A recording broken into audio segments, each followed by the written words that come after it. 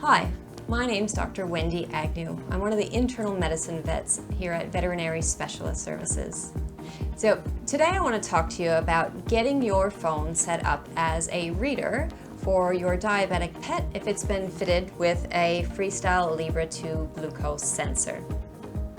So the first step in pairing your mobile phone to use as a reader with the Freestyle Libre 2 sensor that's been applied to your dog is to wait until you receive an invitation request email to ask you to pair with the system.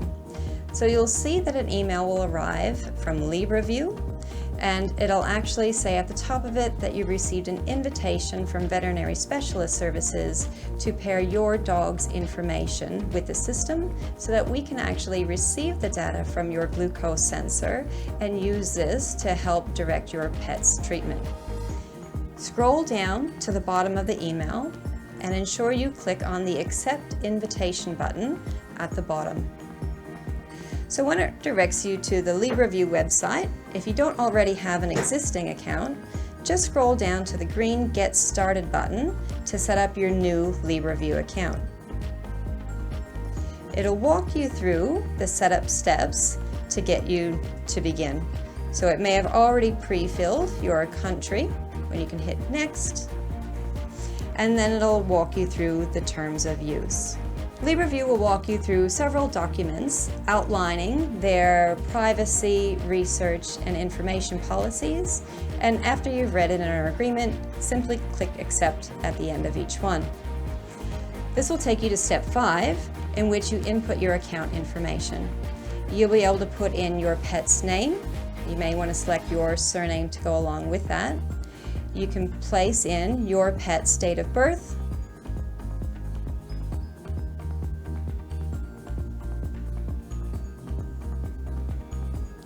and this will ensure that that matches the records that we have at Veterinary Specialist Services. Likely, your dog will come up as being a minor because most of the time our patients are under the age of 18. So simply put in your name to put in their information on their behalf. So once you've put in your name and details, you get to choose your own password, and please retain that so you can log into the LibreView system next time. So it'll walk you through that it needs to be of a certain length and contain at least one number and one special character. So after you've completed your details and set up your new account, you'll go to the step where it asks you to verify your email address to complete your account creation. So make sure that you've completed this step before downloading the app and getting it connected to the sensor. You can see I've got now an email verification from LibreView, and I can press the blue Verify Email button to select. So now I've successfully verified my email address, so I can close that browser window and go back to the one where I was previously and hit Next. They'll also verify your phone number as a second line of security. So I can choose to send to my phone number, or if that's a problem, you can always have them send to your email address instead. So you can see I've successfully created the patient account for my dog, and I'm ready to get started. So now that I've successfully created the account for my dog, I can exit out of this browser window and go into the App Store to download the Freestyle Libre Link app. On an Android phone, if you select the Play Store button, you can simply search for Libre Link app. You can see that's coming up. And it has a yellow square with a white circle inside, which looks very much like the sensor that will be applied to the side of your dog. So you can hit Install, and then I'll walk you through the next steps. Your Apple phone, just go into your App Store, and the app will have the same name. So simply search for Libre Link app, and it'll bring up that same icon which has a yellow square with the white circle in the middle. And you can download it and follow the same steps to set up an account and link your pet sensor with your LibreLink app. Once the app is installed, simply open, and then you can use the LibreView account you've just created to actually log in to the LibreLink app and sign in. So after I've gone through the privacy and user agreements again and accepted those, it'll take me to the screen where they're confirming our country of residence, so Australia, and the unit of measurements is in millimoles per liter. Those are correct, so I'll simply click Next on the bottom of the screen. It does ask if we would like to enter in carbohydrates. Generally, any information about your pet's diet can be kept in a paper diabetes diary at home and isn't necessary for this app, so you can choose whichever setting you'd like. Predominantly, these are for human diabetics that use them, and not all features will be applicable to our veterinary patients. We can also trigger a vibration when it's scanned, so you know when you've scanned your pet's sensor, and you can choose whether that includes sound or whether that's vibration only. So now that we've got those details in, we're taken back to the welcome screen, and that will help you run through the different features of the app. When you've walked through those, you can look at Apply New Sensor, which will already be done for you, but certainly the first time in the veterinary clinic. Have a chat to your veterinarian about whether in the future this is something that you would like to consider doing yourself.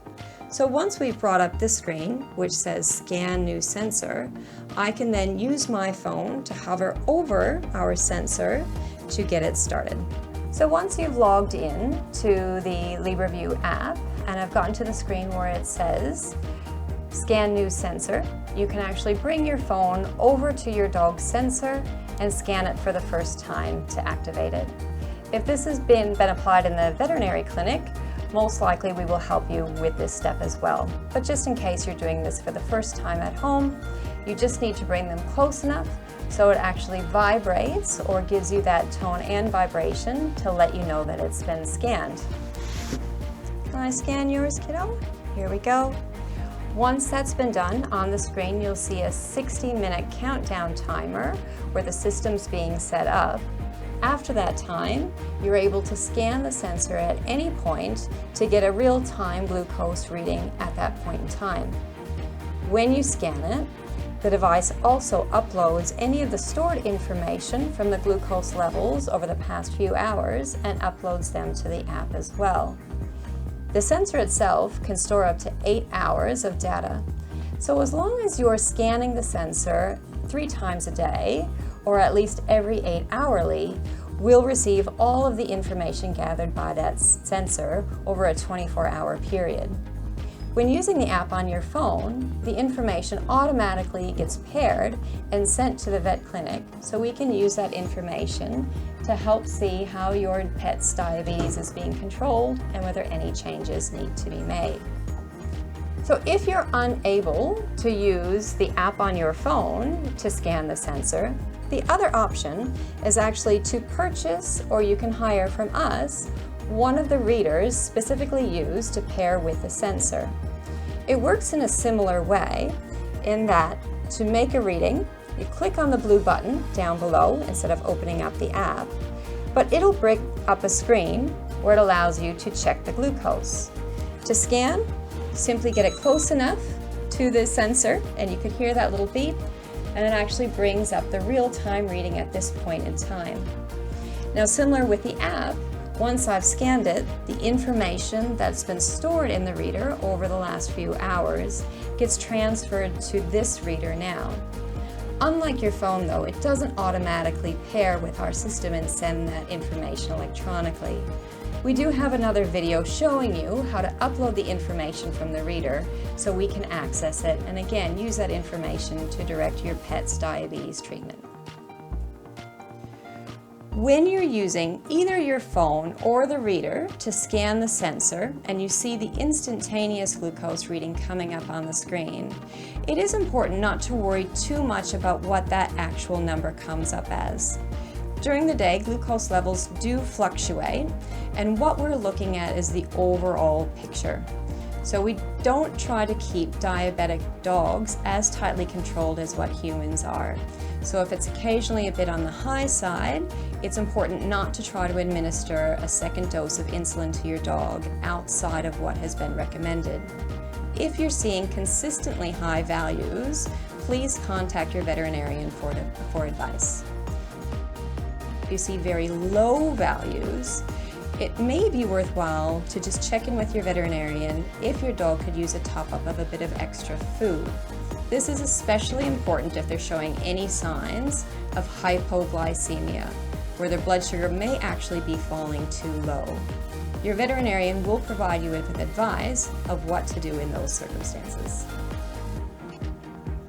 If you have any questions about how to use either the app on your phone or the individual reader to scan and gain information about your pet's glucose levels, please contact us at Veterinary Specialist Services or contact your regular veterinarian.